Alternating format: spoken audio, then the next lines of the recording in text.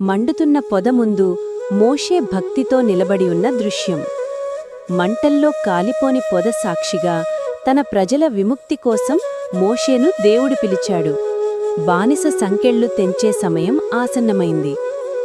ఫరో ముందు మోషే తన కర్రను చాచడం, నైలు నది రక్తంగా మారిన దృశ్యం. అహంకారంతో నిండిన ఫరో ముందు దైవశక్తి ప్రత్యక్షమైంది.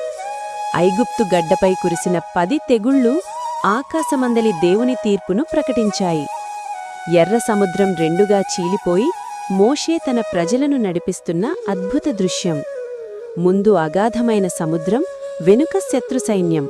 కాని దేవుడు సముద్రాన్నే రెండుగా చీల్చి తన ప్రజల కోసం అసాధ్యమైన చోట మార్గాన్ని సిద్ధంచేశాడు.